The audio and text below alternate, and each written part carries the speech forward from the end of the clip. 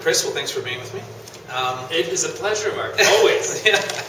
One of, I think, the major results of the London conference was the announcement of a plan to reintegrate Taliban members, and which is part of what we're understanding to be a broader process of reconciliation. I was wondering what you think of this process. Can it achieve the results that people are hoping for? It's a necessary program, but people shouldn't have any illusions about how hard it will be. But Mark, I think it is timely and necessary at this time. In fact, I was in Afghanistan for 6 years, starting in 2003. We were pushing for this kind of program as early as 2005, 2006. It hasn't happened until now for two reasons. One, the Afghan government wasn't ready. They were worried that a push of this nature would divide the country, quite frankly. Secondly, they didn't feel strong enough to be able to bring the other side to the table. And they probably aren't strong enough yet, but they're feeling stronger after these elections and after the surge, thanks to President Obama, that has begun, particularly in southern Afghanistan. So,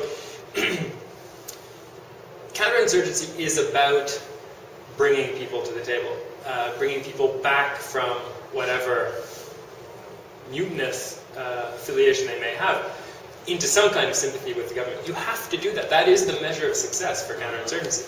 And we've always argued, I think anyone who studied counterinsurgency would agree, if you don't have this kind of program, if you don't have the door open to those who are willing to renounce violence, respect the Constitution and so forth, you won't succeed. So let the process begin. It's going to be very hard to build the program, to make it work. We're just at the beginning of this process. But it's nice to see it getting so much attention in Kabul. We also have to keep in mind that it's not radically new. There have been two recurring themes in the security sector in Afghanistan over 8 years. One, a lot of people have come back and reconciled. A lot of people from Hizb Islami are now with the government, and probably a minority fighting the government. The same is not true with the Taliban, but some have come. We know Mutawakil is there, Mullah Zaif, former ambassador to Islamabad, and others.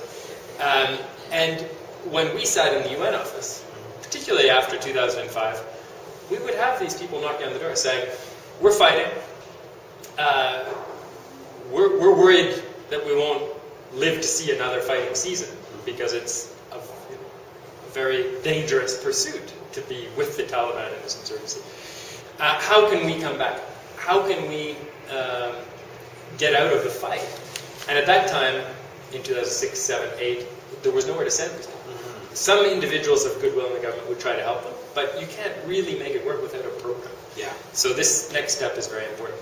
And it's important that the Afghan government is pushing it. You remember in 2007, there were some members of the international community who basically tried to pilot these sorts of programs themselves, with a bit of a buy-in from the Afghan government, but not full buy-in, and that led to disaster.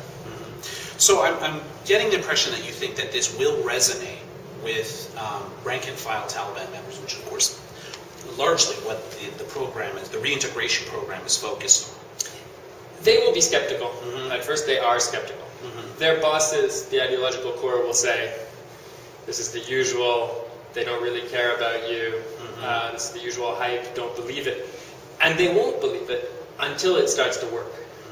But if it starts to work, word will get around very quickly. And the person in charge, Masoom Stanigzai, is someone who's made other things work. He reformed telecommunications in Afghanistan. He ran the toughest part of the DDR program, and he got DIAC started even while the insurgency was intensifying. So this is someone who knows how to design, implement, and succeed with complex national programs. One thing that President Karzai has said is that for this process of reconciliation, that he wants to bring in the Saudi king as well as the Pakistani government to assist. And many people are saying that this is in fact the key, because these are groups or governments that have leverage over the Taliban, they've had ties to the Taliban, and in some cases still provide support to the Taliban. Do you think, you've yourself been quite critical of the Pakistani government before in parts of the security apparatus, do you think that they can change, or are they changing?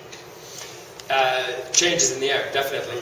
And I don't think anyone should doubt the sincerity of King Abdullah of Saudi Arabia or of President Zardari in Pakistan to try to have a better relationship with Afghanistan and bring Pakistan and Afghanistan together in a way that leads to peace and stability. But there are spoilers. Certainly some inside of Afghanistan, definitely some inside Pakistan, in the army, in the ISI.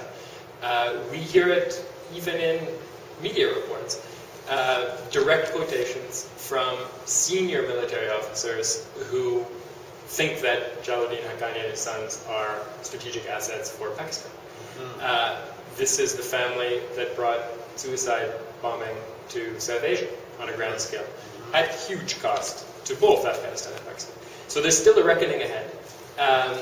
These political forces have some leverage, but they haven't shown that they can change the policy orientation in those structures of Pakistan that have been supporting the Taliban. And that will be the biggest test. Many human rights organizations, women's groups, many civil society actors within Afghanistan have shown tremendous concern about the possibility of reconciling with the Taliban, that it could bring back some of the draconian style of rule of the Taliban and their own interpretation of Islam. What do you think, what protections will be in place to prevent this type of thing happening and providing sort of some relief to those groups who have shown some sort of concerns? Well, they are real concerns. Yeah. And a headlong rush to reconcile, cut a deal with the Taliban could be very damaging. And I think most people who want peace and progress for Afghanistan will not support such an approach. But what will be the safeguards? The Afghan Constitution has to be respected. The rights of women, as Secretary of State Hillary Clinton has said, have to be central to the calculation about how this is made to work. And everyone should be careful about throwing the word power sharing around too loosely. Some on the Afghan side have already done that. Some commentators suspect that there's just going to be a part of the government handed over to the Taliban. I don't think that's in the London outcomes at all, and I don't think it's going to be acceptable to Afghans in general. They want the Taliban to join them as Afghans. That means being citizens, having rights, having even the right to participate as officials, but only if they respect the rules and have the merit-based competencies to do it. One of the things you mentioned that the government feels strong is because they now have the legitimacy that's conferred by a recently held election. But there were problems with this election. We've widely known about some of the fraud that took place. Do you think that this has harmed President Karzai's legitimacy? And perhaps, you could say that the cabinet crisis is also a reflection of that. Can he govern? Can he deliver the type of change, considering some of the problems that happened with the election and with assigning a new cabinet going forward? Definitely. It's not only the election. I think three things have hurt the legitimacy of President Karzai and the government as a whole. One was fraud at the polls, which wasn't confined to his campaign.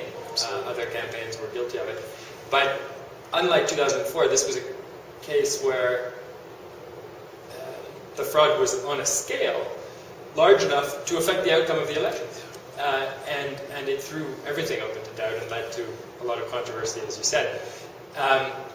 That said, Afghans are putting that controversy behind them. And let's be clear, the fraudulent votes were thrown out. And Karzai did drop below 50%, but the runner-up didn't have the stomach to face a second ballot. So due process was respected. I think a constitutional legal result ultimately came through. Karzai's legitimacy is somewhat impugned, but he agreed to this process and bought into a very difficult result. The issues he hasn't overcome that have affected his credibility and the credibility of Afghan institutions generally relate to corruption and narcotics, quite frankly. And I put those two together because a lot of loose language is used about corruption. We can't forget that there are institutions in Afghanistan that have performed very well, that have high standards of integrity, that have looked after donor money very responsibly. But there are areas that are underperformed. And sometimes the government has taken too casual an approach, a cavalier approach to those institutions. Moreover, we know that this drug industry in Afghanistan is consolidating, that it played a role in the election, again, not with one campaign, but probably in and around several. But everyone's nervous about whether President Karzai really understands the extent to which giving those interests influence and free rein at a time when donors make tough calculations about whether to continue their investments or not can be fatal for the Afghan project. And everyone's looking for him. I remember him saying 3 years ago, "Just watch me, Chris, heads will roll." I'm not sure they've rolled. And he knows as well as anyone else who is above suspicion and who is not. So do you think he's going to take some of those tough decisions on personnel?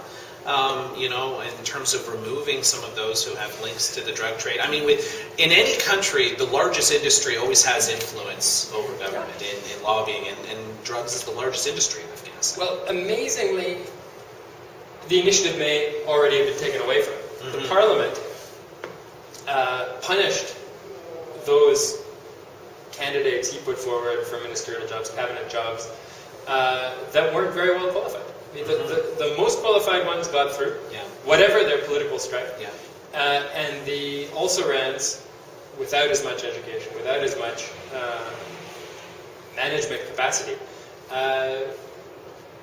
didn't make it through. And some of them, I think, would have done the bidding of the drug networks more than the ones who got through. So it's interesting, how consensus emerges in Afghanistan about the urgency of issues. The center of gravity on this issue may no longer be with the president, it may be outside. Now that said, it's hard to point to governors, ministers, or senior officials who are almost certainly facilitating the drug trade. There aren't many classic warlords in state, in high offices of state now. That's really changed. There are some problematic people still in the Ministry of Interior. That's a concern. There are some ministries that haven't been reformed very much. They tend to be used by the drug networks for their nefarious purposes more than others. But there is less oxygen for these people to breathe in Afghanistan, I think, generally.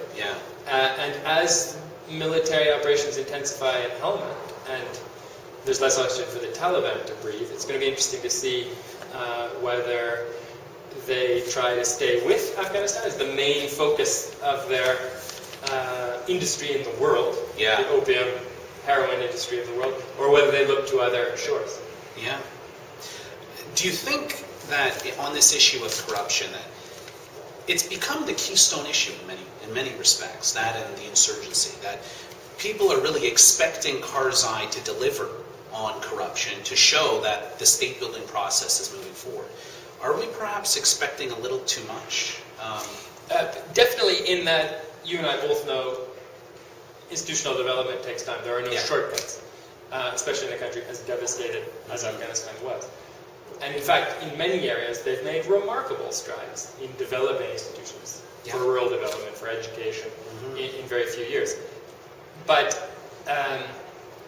corruption is a concern, and I think people are less worried about whether it's present in Afghanistan or not. People are realistic at the end of the day.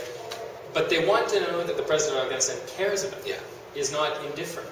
And that even if someone's a close friend or family member, that they will be held to the same standard. And that simply needs to be made clear. Now, we in the international community also need to be consistent on this. Sometimes the discussion, the complaints about corruption in Afghanistan, I think have gone further than is justified by the phenomena.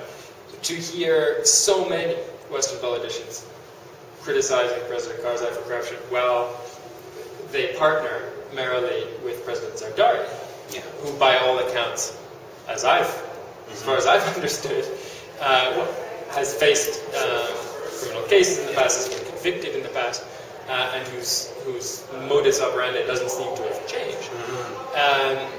That's going too far. Yeah. And that's the kind of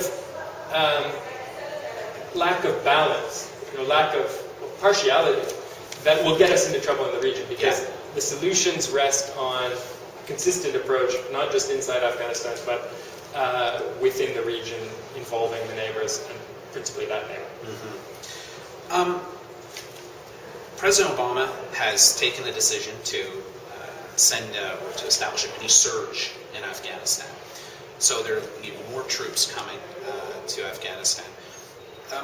But at the same time, he's said that he wants to see change by 2011 where those troops are going to come home. We already see that Canada is going to be removing most of its combat forces in 2011 as well, and a number of other states are considering similar moves. Does this mean the clock is ticking for Afghanistan? Is there a danger, do you think, in setting these sorts of deadlines when so much work has yet to be done? There's a danger in that the ultimate goal of counterinsurgency is to break the will of the insurgents to continue to show that their struggle is not leading where they hoped it would lead. And you need to show resolve, sometimes open-ended resolve, to achieve that. But there's a deeper logic, I think, to the timelines. Everyone wants to see results and progress in Afghanistan. No one wants tomorrow's military operation to be exactly the same as one that we all saw first time around in 2006, and then again in intervening years. And to ensure we're not reinventing the wheel, going around in circles in Afghanistan, the Afghans need to take control of their own destiny. They need to be given responsibility. They need to be stretched. And the London conference was about this, not just setting deadlines for potential drawdowns, but ensuring that there's a plan to hand over lead security responsibility, not just for Kabul, but for many other provinces, to the Afghans, accelerating the development of police and army, which hadn't happened until now, and making this psychological point to the Afghans that time is of the essence. These issues are urgent. You can't just expect the United States or other countries to do the job for you. You're going to have to do it more and more yourself. And so I think there's a balancing act underway here for the United States and for other countries to hold Afghan feet to the fire, but also to give them the authority, the space to stand up and use the new institutions that they have built over the last 8 or 9 years to good effect. Many people, I think, over 9 years, the general tendency has been to say, we're on the verge of failure, this isn't going to work. I was reading some accounts from media before the Bonn conference about how it wasn't going to work, the Afghans would never work together. Well, quite frankly, almost everything has worked politically, institutionally, when the right investment has come. Definitely security hasn't gotten better. But in retrospect, that wasn't to be expected without the force structure that was required. Now the right forces are coming. Now there's a more sophisticated approach to Pakistan. The Afghans, I think, feel that they're on the verge of a potential breakthrough in terms of improvements to security in most of the country. Kandahar and Helmand are going to be difficult, but they see a much more credible approach being pursued right now. And that does give them the motivation to grasp some of these bulls by the horns, to take a longer view of institutional development of their own futures, to look more critically at corruption. One doesn't look take these issues very seriously when you're worried about surviving tomorrow. Absolutely. And whether someone's going to blow you up on the way home. If space is created to make people feel more secure, these other issues are going to be tackled with much more determination. Okay. My last question. One of the strengths of the mission in Afghanistan has always been that it has had the consent of the Afghan people. That the majority of the Afghan people have supported the international engagement. This is what made it distinct from Iraq, where there was never that sort of consent for the international presence. But there is a lot of, at least media reporting, that this is slipping, or that it's starting to break. You spent 6 years in Afghanistan. Do you share that opinion? Do you think that that consent is still there and there is still support for international engagement in Afghanistan? I think there is still support, but again, people want to know that we're heading towards a future in which their country can look after itself. Take the issue of revenue. In the year 2002, the country collected $200 million, only $40 million of which went to Kabul. Everyone knew in the streets, in the villages, that they were never going to make a go of stability, let alone a better life with that kind of a central government, and they needed international support. This year, they're collecting $1 billion in revenue, and it's growing faster than before. That's the kind of progress people want to see, and if it accelerates, I think they realize the international community can at least move into the background, if not for the exits. But polls in Afghanistan are very difficult things to measure. There is, in my view, undeniably strong support for partnership with the international community, including the United States. But there are some countries that are very unpopular in Afghanistan and seen as having policies that are not helping and destabilizing. Quite frankly, the two countries, let's not get into why, but the two countries that rate the lowest in these polls are Pakistan and the United Kingdom. They probably know themselves best why that is so. Why they're for historical reasons in some cases. At the other end of the scale. But people, journalists especially, have always come back to this issue of xenophobia. I can always remember a riot or an attack leading some journalists to write the article. It's happening, finally. The Afghans are revolting, they want us all to leave. It hasn't happened. And quite frankly, let's measure where we are. All through the period 2001 to 2007, the scale of international engagement in Afghanistan was very low. It grew, but it was low for the size of the country. Now it is starting to be serious with the billions of dollars, the thousands of troops required to get the job done in a country this vast. Support from the Afghans is still there. But that support is there because they don't want another coup. They don't want another revolution. They don't want another government that falls to violence. They've had that for 35 years.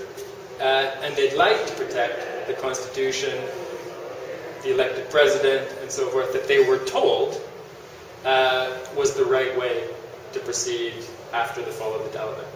Unfortunately, at this stage, protecting that legacy costs a lot, and stabilizing Afghanistan is going to take several more years. Well, thanks for doing this. Thanks, Chris. Pleasure.